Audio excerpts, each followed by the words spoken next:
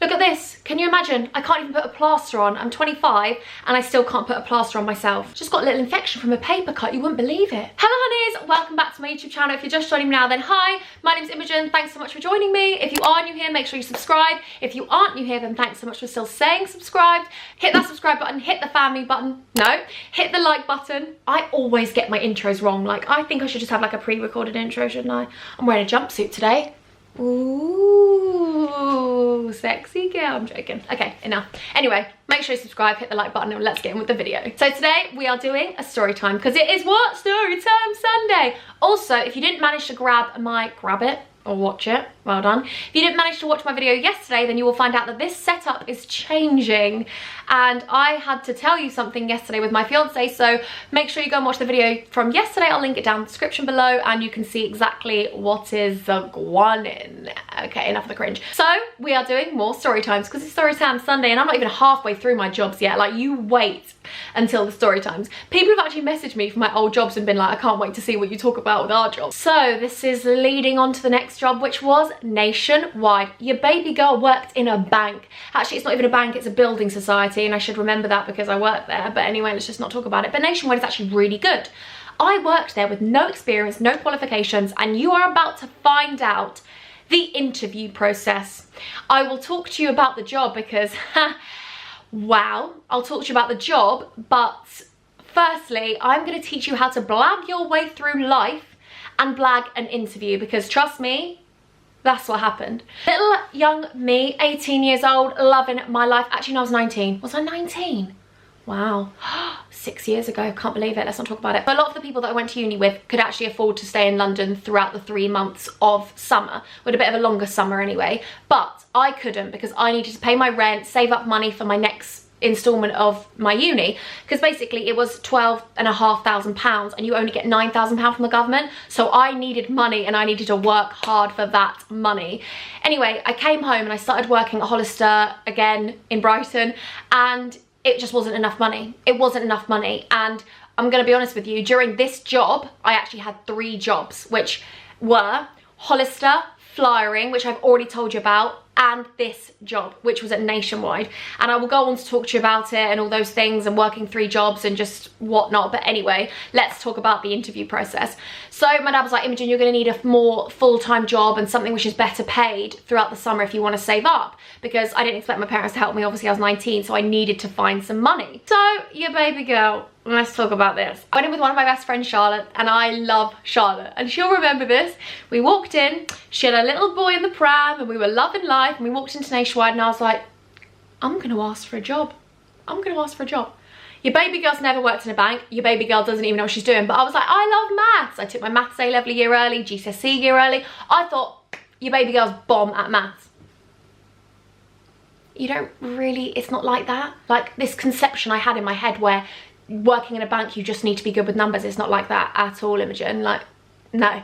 This was confidence faked to the nth degree. It was like a borderline arrogance. I don't even know where it came from, but you know what it was? It's because I'd never ever thought of the problem or the, you know, consequences where it's like, no, you're not getting a job. I just thought, I'm gonna go in there. I guess it was like beginner's luck kind of thing.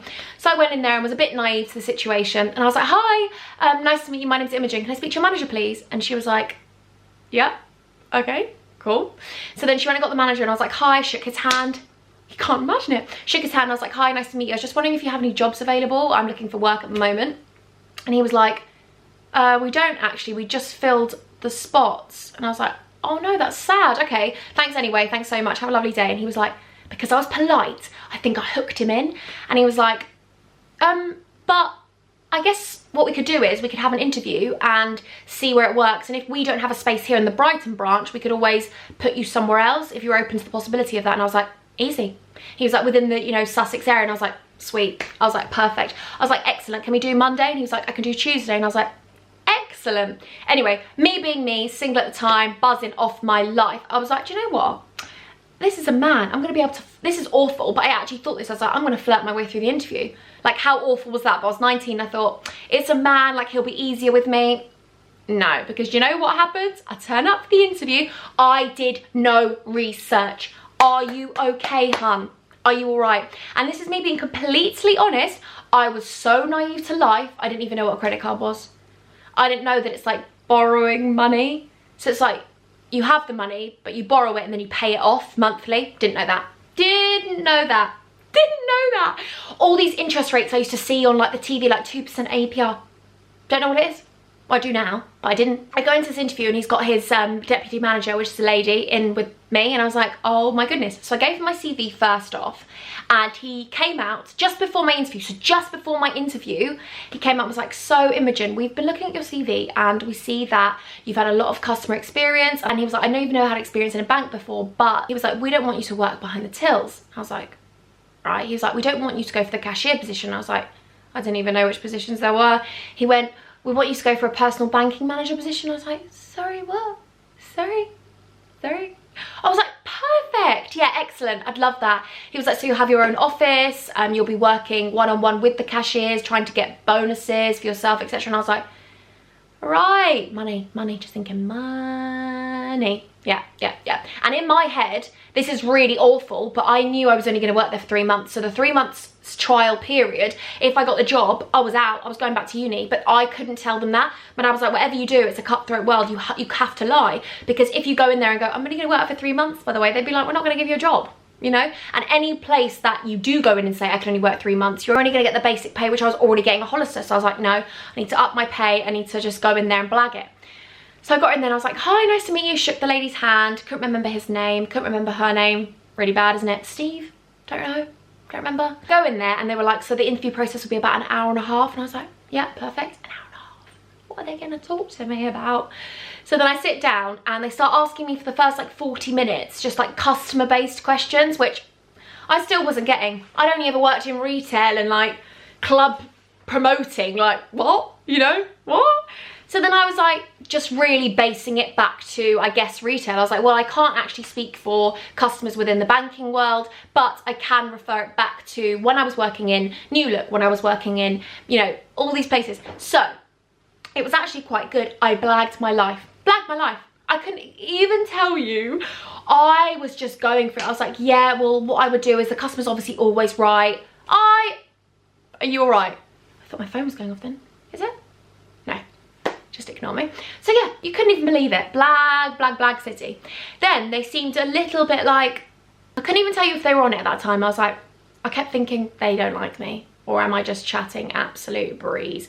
So then they go, this was the part where it was like, why? So I think I'm like coasting. I'm doing well, but I'm blagging, and I'm thinking, can they tell if I'm blagging it here? Can they really? And they were like, so why do you want to... So before they went into the last part of the interview, they were like, so why do you want to work in a bank? And I was like, I really want to work in a bank because I just really want a stable career. I mean, obviously I've just been at uni doing professional dance musical theatre, and I feel as though that's something which is inconsistent. The money isn't going to be consistent, and I want to grow up and have a house and a family, and I want to provide for my family. And I think that if I was to work in a bank, I would be able to grow and develop within this industry. And they were like, all right, okay. And I was like, I think I can put my skills of my uni degree to the test. And they were like, so why have you dropped out? And I was like, just because I realized that my money wasn't stretching far enough. I just was like thinking like this. Really, I'm thinking in my head, I'm going back in 3 months, hun, so don't even start. But you know, I'm trying to think of everything. I'm like, what is it going to take for them to hire me, you know? And I don't want them to think, oh, she's going to run back to uni. And they were like, we just really want stability, and we don't want you to be going back to uni if we were to hire you, because obviously we're going to have to send you on a training course for 2 weeks. And I just remember the training course. Oh my goodness. You have to hear that story. Oh my goodness, how many story times have I got? Do you know what, people say this to me, like, how many story times have you actually got? But the thing is, I think these things happen to me so I can tell stories about them. And also, I think a lot of people have story times, but they just can't be bothered to talk about them, or they don't notice things and not as aware, or maybe it's just because I'm so extrovert that I just attract these things into my life. I don't know. But anyway, still hope that you like watching them. He's asking me these questions and he's like, do you think you'd go far? And I'm like, I think within 6 months I could be managing.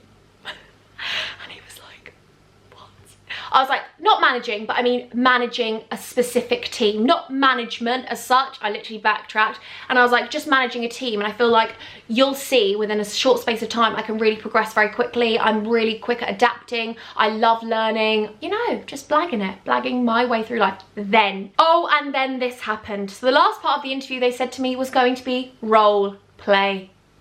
Not the kind of role play, you know, Anne Summers role play, but role play. And I'm like, what's happening here? So then they said, so we're gonna give you a piece of paper and it's gonna have a specific scenario on it. Maybe it's gonna be a boy that's just got married or just got engaged. He's just got his first baby on the way and he wants a mortgage. And I'm like, I don't even know what a mortgage is. I'm honestly so naive. Like, I think my parents really bubble wrapped me growing up and I was just so naive to life. Like, I really was. Who doesn't know what a credit card is at 19? Or maybe that is normal. It's probably not normal. But I just had a debit card and it was with Nationwide. And I got opened as one of those little pass books and then it just got progressed to a debit card, you know? Can't believe it, still got the same debit card, still got the same account. Repping Nationwide, you know, you know. Don't I get the staff discount though now, do I? Anyway, they gave me this piece of paper and they were like, we're going to step out the room for 15 minutes and then we're going to come back in and we're going to pretend to be this person and you are going to be sat behind the desk and you are going to conduct this personal banking manager appointment. So the appointments normally last for an hour, but obviously we're only going to be talking for about 20 minutes. But what you need to get is you need to get a mortgage advisor referral and you also need to get a credit card sale. And I was like... So then I said to them, just before you leave, I am going to be honest. I am naive. I don't know what a credit card is. I have only ever heard APR rates from television adverts. So whatever I'm talking about when you come back in, please just know I will learn these things. And they were like, we love your honesty. We don't expect you to know rates and stuff like that. So just say whatever you want and we'll just go with it. Well, I did say whatever I wanted. So anyway, I took the initiative upon myself to get out of that room and get into the front foyer where there was loads of leaflets. And I was like, oh my goodness, oh my goodness. So I was looking through all these things and I was like, what can I obtain in 10 minutes? I was looking at 18% APR, mortgage. It was all an absolute load of rubbish to me. I was just going like that. Okay, picked up some numbers. Anyway, he comes back in and I was like, do you know what I'm gonna do? I'm going to be the best customer service person in the world that they don't even see that I don't know what I'm talking about. So they come back in and I go, hi, lovely to meet you. Oh my God, you must be Angie, Richard's wife. Lovely to meet you. Congratulations on the marriage or something like that. I can't remember, whatever. And then I was like, has anyone offered you a cup of tea out there? And they were like, no, but they loved it. They loved it. You should have seen them. They loved it. They were like, oh, they were like, wonderful. Because I guess that level of customer service is what makes people want to buy from you. You know, people buy from people essentially. So I was like, I was just bubble wrapping around the fact that in the middle of me, I knew nothing. But I was thinking, just be nice, just be nice. Anyway, they sat down and I was like, so what's been going on? It's lovely to see you again, 6 months on and so much has happened. And then they were like, yes, so basically we've got married and we've got a baby on the way. I was like, I know, do you know if it's a boy or a girl? Chatting like they're my best friends. And then I started lying about the rates, but I was going in. I was like, so the thing is, obviously you've got a child on the way and you're gonna want to start moving. Is that something you're interested in? They were like, yeah, that is actually what we've come to speak to you about. And I was like, amazing. So do you know what we're gonna do first is, we're gonna write down a couple of things which we think you need. So you've got your debit card, I can see with us, but you haven't actually got a credit card. And they were like, yeah, we don't. It scares us a bit. And I was like, that's the thing. I have a lot of clients coming here and it does scare them a lot. But actually, one thing I want to say to you is we have a good relationship here. We've built up a relationship over the last couple of years. And I want you to know that I was scared about credit cards. In my head, I don't even know what a credit card is. And I'm like, I was scared about credit cards, but it is actually very easy because what we'll do is we'll set up a monthly direct debit where you pay your credit card off. Saw that on the leaflet. And they were like, really? And I was like, yeah, so you're never gonna have to worry about being in debt. And actually, borrowing money is an amazing thing for your credit rating. And I'm being serious, I didn't even know what a credit rating was until literally, I'm gonna be honest with you, I didn't even know what a credit card rating was until I got rejected to get my car on finance because they say my job isn't, you know, good enough for the finance. Like YouTube. So then when I got rejected, I was like, I need a credit card. I only got a credit card 3 months ago. I'm 25 and I worked in a bank. Like, are you all right? Are you all right? So anyway, then I'm like, and what we'll do with that credit card is, obviously you're gonna wanna move and you're gonna need things like things for the baby and stuff like that, and you can put it on the credit card and it gives you time to stretch out the payments. And I was like, we're going to give you a really good 36% APR. 36%? Are you alright? 36% is god awful. And they kind of looked at me with a smirk, and I was like, and then they were like, amazing, because they had to go along with it, obviously. And then I was like, what we also need to do is, and I know that's why you probably have really come in here, what we need to do is, after we filled out the paperwork for the credit card, and I was making them sign things on this paper, this bit of paper that had all my notes on it, it was a load of rubbish. I was taking all these notes, pretending to write things, not knowing what I was writing. And then I was like, we need to get you in front of a mortgage advisor, don't we? Because that is the next step. Like, you're going to want to expand, you're going to have a child, who knows, this might be the first of many. I was like, I don't want to scare you there, Richard. I was Mrs. Queen of blagging. Anyway, afterwards, I was like, oh my God, I'm so sorry. I didn't know any of those rates. I told them, I was like, I blagged that. I was like, I blagged that, you can imagine. I was like, oh my God, can you imagine? And they were like, you did really well, like, blah, blah, and they weren't really giving me anything. And I was like, oh my goodness. So I walked out of there, I called my dad. As soon as I got out of there, I was like, didn't get the job. Did not get that job. I have never lied in my life like that. That was an actual, just a lie. It was a lie. I didn't know what I was doing. And I was like, I told them I didn't know what I was doing, but really, I didn't know what I was doing. Anyway, starts coming through another call, and I'm like, Dad, let me just, 1 second, I'm just gonna call you back. You'll never believe this. They called me and they were like, Imogen, we want to give you the job. Well, I had to lean back. I couldn't believe it, could I? I was like, no, you don't. They were like, yeah, we do. I was like, you're being serious? And they were like, we thought you had so much confidence. I was like, I was faking it. They were like, we thought you had so much confidence. You really, really, I mean, obviously you didn't know any of the APR rates, and they were laughing. And I was like, yeah, 36% nationwide, you know, and he was laughing. And then I said to him, thanks so much. And he said, so what we're gonna do now is we're gonna get you in for a bit of training in branch, and then you're gonna go on a training course and for 2 weeks, and then you have to pass those tests, and then we'll get you in a branch closest to you, which won't be Brighton because we don't have any spaces, but we will get in a branch. And I was like, what job have I just got? And I was like, yeah, so in that time, I'll know a bit more about being a personal banking manager, won't I? And he was like, yeah. I was like, because I don't have a clue. And he was like, it's fine, don't worry. And I was like, and he was like, we really have really high hopes for you. We think you're gonna go really far. And I was like, oh my God, in the back of my head, I'm thinking, this poor guy is gonna invest time in me and money in me to go on this course, be paid while I go on this course. But really, I'm coming back and I'm gonna leave in 3 months. But the thing is, you know what? I did feel really bad, but at the end of the day, my uni was what I wanted to do, and dancing, singing and acting at the time was exactly what I wanted to do. And you have to be cutthroat in this world. You have to fight for what you want. And I had to go and work at a bank, or I had to go and work somewhere that was full-time that I could get money, because I needed money in order to survive in London, and I worked hard. And I need to tell you about the training course, because you don't even want to know what happened on that training course. You won't even believe it. You won't even believe it. And then I need to tell you about working in the branch, and then what happened when I left, and then I'll go on to my next job. But you wouldn't even imagine it, would you? And then I ended up obviously working at the bank from Monday to Saturday, right? I had Saturday, we had only till 12. Then I'd go from Lewis in Brighton, which is like 40 minutes out of Brighton. I'd go straight back to the town centre, work in Hollister from 2 till 8 on a Saturday. Then I'd go out in the evening and fly from 11 till 3. Was I okay? Sunday would be my only rest day, but it would be no rest because I just would wake up at stupid o'clock, and it was just awful. Couldn't even imagine it. And sometimes I'd go and work on Sundays at Hollister.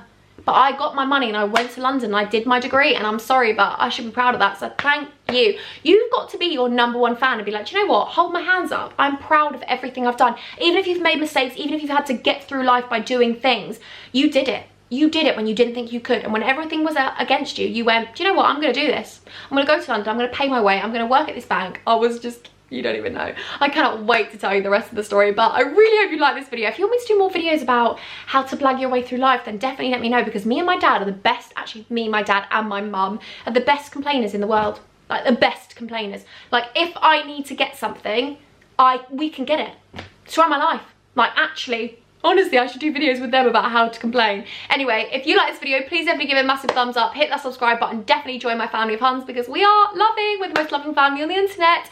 And if you haven't watched my video from yesterday, make sure you go and watch it so you know what's happening to this setup and where I'm gonna be. And without further ado, what was I saying? Oh yeah, I'm so awful. I'm actually awful. It's because my mind is so wild that I stop thinking about what I should actually be thinking about. Anyway, until next time, I'm gonna love you and I'm gonna leave you. Can't believe it. Looks awful. God awful. meant to be going out for dinner tonight with my fiance and his friends. Oh yeah. They're gonna be like, you alright? I'm like, yeah, I'm fine. Just can't put plaster on. It's got like its own little tail and just kick the tripod. Excellent. I love you, bye.